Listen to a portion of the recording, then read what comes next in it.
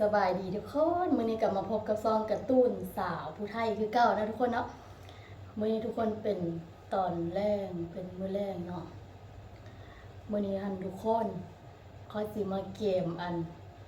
เคิงไปเซอร์บาทเนาะมื้ออื่นเสาร์เป็นวันศิลป์หรือว่าวันพระนะทุกคนค่อยสิเตรียมไปใส่บาทเนาะค่อยสิเตรียมไว้แต่มื้อแรกเพราะว่าค่อยเคยเตรียมไว้ตอนเช้าเช้านะทุกคน แล้วก็แบบเขาตื่นมาแบบตื่นสายนะเขาไม่ได้ตื่นแต่เดิมกันนะ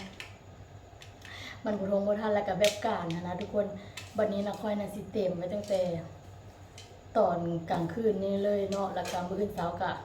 เขามีแต่ลูกอาบน้ำแล้วก็เขามีแต่เกี่ยมไปวัดอย่างเดียวนะทุกคนอันเขาจะซื้อขนมมาแล้วทุกคนซบนึงเนาะแต่ว่าจักสีพ่อหรือว่าพ่ออันบาทกะเพราะกันยังบูฮูเนาะเพราะว่าเฮาท่านในสิ่งที่เฮามีนะท่านในสิ่งซ้ำที่เฮาท่านได้นะทุกคน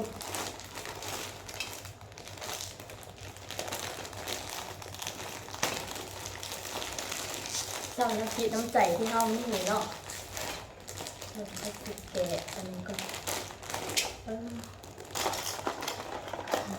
มีดกระตัดก็มีอยู่ทุกคนแต่ว่ากันไก่เนาะบางคนมันมีตัดมีดกระตัดนี่ทุกคนก็ซื้อขนมเป็นแบบนี้เนาะก็จะเก็บแต่ใส่พานขนมมีล่มเบิดมีซอสซี่นะทุกคนมีซอสซี่แล้วก็อีกอันนึงกับพอสีอันต้องใส่เงินนะทุกคนอันนี้ก็ค่อยไปซื้อมาเนาะทงอันนี้ก็ใส่เงินเนาะเงินกะใบละ1,000 กีบนะทุกคนตามศรัทธาที่เฮามีเนาะอันนี้ก็คือใบ5,000นะทุกคนใบบัวไม้เนาะเพราะว่าไปค่อยพยายามไปเปลี่ยนใบไม้อยู่ธนาคารกะทรงนี้นะข้าเจ้าเฮ็ดบุญปีใหม่หลายนะทุกคนเขาเจ้าไปเปลี่ยนหลายแล้วมันเลยบ่มีเงินใบไม้นะแต่ว่าเฮาท่านซ้ำเฮามีเนาะอันนี้ก็ค่อยกระสิมาเกี่ยมอันนี้นะทุกคนแต่ว่าดอกไม้นะยังบ่ได้เตรียมมาเนาะเพราะว่าสิไปซื้อเอาอยู่นะอันแคมวัดท่านก็ได้นะทุกคนดอกไม้นะเพราะว่ามีคนขายอยู่เนาะแล้วก็ค่อยกระสิเฮ็ดเป็นแบบนี้แล้วนะทุกคนมีเงินแล้วก็มีขนม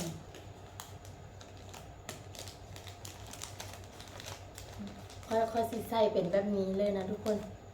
อันนี้คือใบ5,000เนาะค่อยก็มีบริหลายเนาะใบ5,000มันมีแต่ใบเดียวนะทุกคนแล้วก็ถ้าเงินเมิดกะ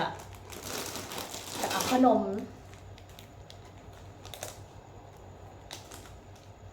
มื้อนี้ค่อยก็อาบน้ำแล้วก็กินข้าวกันแล้วนะทุกคนมีแต่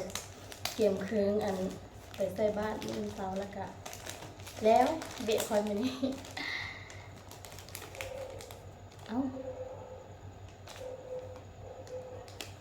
ทุกคนโมเมนต์มีแต่ขนมอย่างเดียวได้ซื้อนมน้ำนะทุกคนมีนมน้ำเนาะนมค่อยก็ซื้อมาแพ็คหนึ่ง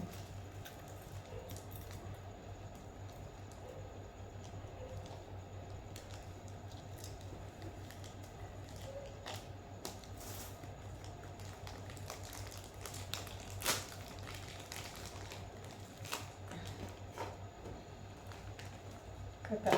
เอาใส่นี้เก็บไว้ใส่นี้เลยนะทุกคนเพราะว่ามื้ออื่นแล้วก็เราอาบน้ำแต่งตัวแล้วก็เรามีแต่จับขันอันนี้แล้วก็มีแต่ไปใส่บาตรอยู่วัดเลยเนาะเพราะว่า วัดกับบริไก่ปันไดทุกคนเอกบอลค่อยอยู่นะ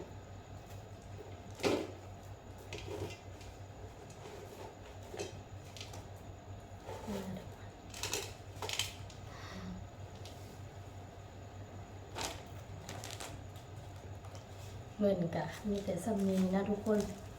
เงินกับมีบ่หลายเนาะ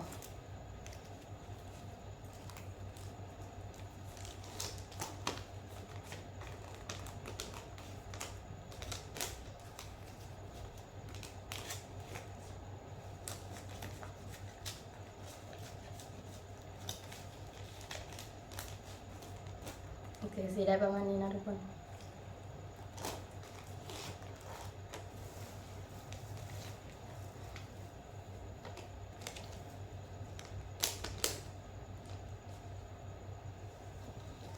ตอนนี้ก็เป็นประมาณ7 โมงแรกนะทุกคน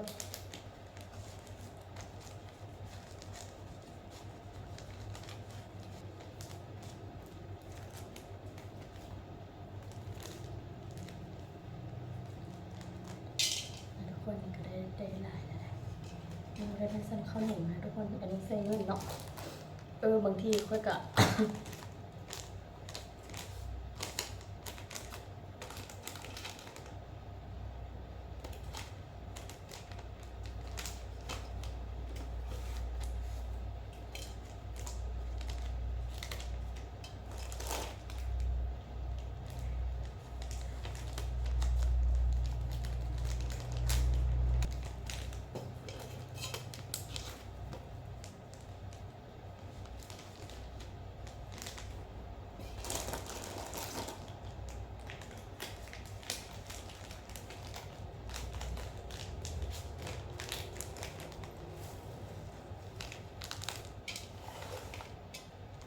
นี่ทุกคน นี่ก็ได้ละ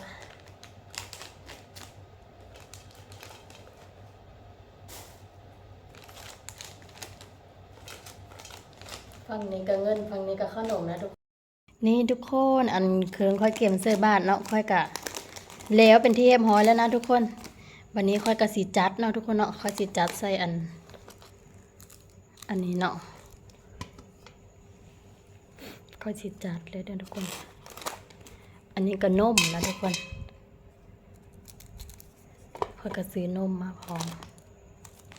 จัดเลยเนาะ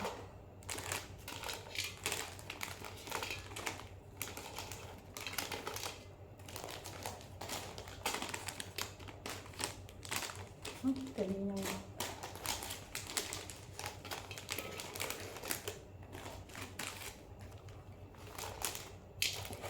ทุกคนเห็นไหมได้แล้วสักนิด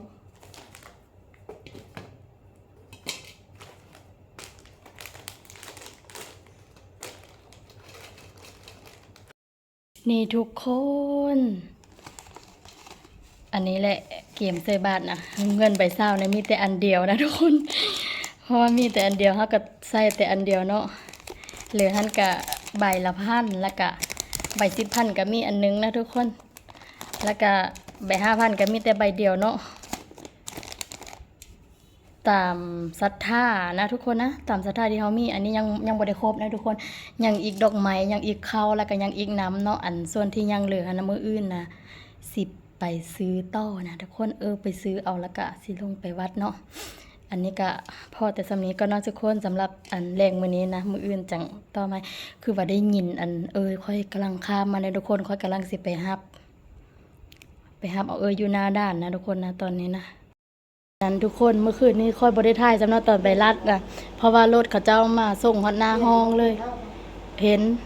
ก็มาฮอดแล้วนะทุกคนมาแต่ถ่ายนะโอ้เงินหลายเลยนะอันนี้สิได้ตูดน้ำคนกรุงเทพและบัดนี้ค่อย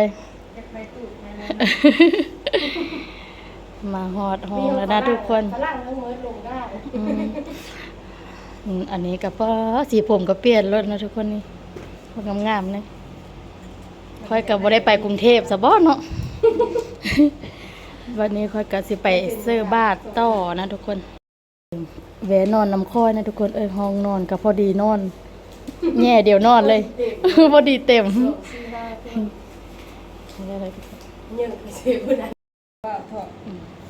ได้แล้วทุกคนคนตูดนะนี่ตอนมาได้นี่ตอนมากับตอนกลับเนาะตอนนี้ก็มาแวะซื้อน้ำกับเทียนนะทุกคนแล้วก็หมูก็จะซื้อขนมเนาะแต่ว่าค่อยนั้นมีแล้วขนมโอเคนะทุกคนตอนนี้ก็กำลังหอดบ้านเลยเนาะทุกคนวันนี้นะก็มีแต่ไปซื้อดอกไม้แล้วก็มันเตรียมท่ารอท่าใส่บาตรเนาะซื้อดอกไม้กัน คนไปเป็นประธานตายเยดูอยู่ความใกล้โอคิดคนเลยทำพาโจนเดินข้าวเอาดินทรายมาโตเป็นเจดีย์ออกกำลังโน้มไปรถไปลงลาบาปลาตำจะไปน้ำผ้าตายเจดีย์พาโจนเดินข้าวอุบาอาจารย์ก็ประธานตายเจดีย์ประธานตายเจดีย์ก็ทำปีใหม่ก็ทำปีเก่าก็ทำปีใหม่กันว่าเป็นไปทำพาโจนเดินเจดีย์ของคุณเป็นโบสถ์ทำหน้าผ้าผ้าโจนเดินก็บัดตอนนี้ค่อยก็มาฮอดสถานที่วัดแล้วเนาะตอนนี้ก็ได้พบแล้วเนาะเราคอยฝึกกับทำดูจะไปต่อไปปรารถนาดีไหมก็ให้ใหญ่ดีการเจ้ากรรมมโนจะปรากฏมีผลการติดตกนั้นไปดื้อแล้วจะไปดื้อไปน้อยไปจับจะมองไม่แต่ว่าอยากไปอย่างโน้ให้ทุกคนคงหวังปรารถนาคงบ้านเป็นทำงานพาข้ามโดยคงบ้านโดยบ้านในโลกไปปฏิบัติทางไว้ดูที่ทำให้ของปัญญาโตไปโสดแท้คนมีนำลงนำมองมีนำฟังเต็มเกี่ยวไปเรื่องวันที่13อยู่วงการบ้าน14อยู่ว่าเอาผ่านโลกและของปัญญาโตทางไปลงมาเป็นการที่12เข้า14ที่มีข้อเกี่ยวตามโคเท่าจูแน่ตามโคตามยาคนใดเคยเห็นเคยทำมาเอาเข้าจูที่เราลาต่อไป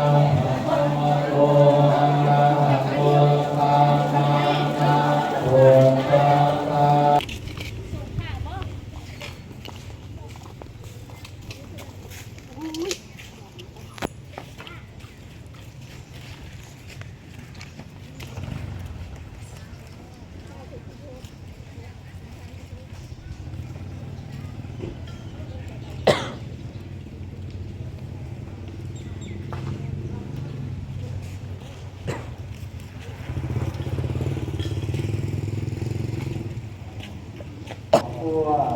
ทับไปนั่นใจพบพร้อมด้วยขอบคุณในการลงการตุ้งขึ้นหาต้นจำนวนเงินให้ดูดีเป็นดวงวิญญาณของพ่อหน้าดวงที่สองดวงที่เป็นดวงวิญญาณของแม่บัวห้องดวงที่สามทุกคนตอนนี้ค่อยกลับมาห้องแล้วเนาะวันนี้มาหอดห้องแล้วทุกคนแล้วก็ว่าสิแบบจากสิโซะเลยกินข้าวว่าก็ยังลงตลาดนะทุกคนมาแต่ไทยตอนนี้ก็ยังอยู่กับน้องๆเพิ่นมาพักนำอยู่ในห้องเนาะนี่ทุกคนตอนนี้ก็สาวกรุงเทพกำลังสิกลับบ้านเนาะค่อยคือสิบ่ได้กลับดอกประมาณค่อยคือสิประมาณวันที่16ผู้แรกทุกคนอยากได้กลับเพราะว่ายังค่าเวะอยู่เวะงานค่อยกับบ่ได้พักนะทุกคนเยอะมือเด้เยอะมือบ้านน้องเขาเด้น้องตอนนี้ยังท่ารถโดยสารผู้นี้ก็ดาวนูดาวเป็นลูกสาวกกบอกไม่รู้ นี่นะทุกคนนี่ทุกคนเก็บกลับบ้านแล้วนะเสียใจค่อยบริกรับอันนี้คือพี่ชายอันนี้คือพี่สาวใจ มารีวิวดูได้เงินหลายว่ามาจากกรุงเทพกรุงไทย มาแบ่งเดียวเด้อ เก็บกระถิ่นได้หลายอยู่ได้ยาอยู่ได้หลายเทิงเหรอ ได้หลายเต็กน้อยทุกคนตัวนี้คือรถโดยสารกับโอ้เต็มอัดเนาะทุกคน แล้วก็รถโดยสารนะเต็มแห้งอันนี้ก็เพิ่นก็สิเก็มกลับเนาะสีสาวเพิ่นแม่และเขาจะมาสงกรานต์เด้เนาะ มันเทศกาลเด็ก เทศกาล หารถเต็ม ไปว่ามาแล้วจังมือน้ำหลัง เทศกาลของที่เราของ ทุกคนคือค่อยเห็นอันติงแป๊บๆๆๆแล้วค่อยเราเว้าพี่เหลือเนาะมาเบิ่งบัดทุกคน อันนี้นะนกน้อยนะทุกคน นกน้อยสงสัยตกแต่ห้างเนาะมีแต่มดทั้งหมดค่อยสิปิดอันมดออดแต่นกก็เนาะทุกคนเพราะว่าคณะทุกคนเป็นแต่สงสารเด้มดแดงเต็มหมดเลยนะทุกคนอืม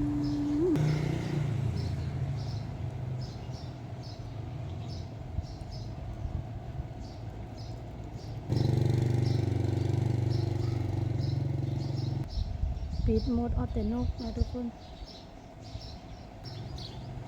นกน้อยนกโอ้ยนี่ทุกคนเขาจะปิดนกปิดหมดอ้อเบิดแล้วเนาะนี่น้องก็น่าฮักไปตามแห้งนะทุกคนค่อยบีฮูว่าเขาสิเอาไปเลยว่ามันกินเนาะเขาสิปล่อยไปกับมันก็เพิ่งพาตัวเองยังบ่ได้เพราะว่ายังน้อยปีก็ยังบ่แข็งแห้งนะทุกคนค่อยสิลองเอาน้ำให้มันกินก่อนเนาะอันก้อนอื่นเบิดก็ค่อยกับบุ้งูเนี่ยว่าสิหาหยังให้กินนะคันอยู่บ้านค่อยตอนยังน้อยนะค่อยหาตะกะตอกตะกะแตนเนาะมาเฮ็ดเยอะนะเห็นหมดทุกคนตอนนี้นะตอนเห็นน้ำอิฐนะแบบมดแดงนะเต็มมาเลยแบบมดส้มอะนะทุกคนเต็มมาเลยเพิ่นนะปึ๊บอยู่คาราบาโตพี่เลยได้คนปืดเบิ่งเสือเนาะอยู่ใบไม้อยู่กองใบไม้เสือตอนนี้น้องปลอดภัยแล้วนะทุกคนแต่ยังบ่มั่นใจว่าเขาสิเอาน้ำให้กินแล้วก็ค่อยสิแบบสิเอาคืนสู่ธรรมชาติเนาะค่อยเลี้ยงบ่เป็นนะทุกคนเลี้ยงนก แล้วก็สำหรับค่อยก็ขึ้นรถเรียบร้อยแล้วนะทุกคนวันนี้ค่อยก็สีขอโตค่อยก็สีขอปิดคลิปลงเพลงซ้ำนี้นะทุกคนเนาะเอาไว้เจอกันใหม่คลิปหน้าเนาะทุกคนสำหรับคลิปนี้ก็เพลงซ้ำนี้เนาะอย่าลืมกดไลค์กดแชร์แล้วก็กดติดตามเป็นกำลังใจค่อยคลิปต่อไปได้ทุกคนไปกันเด้อบ๊ายบาย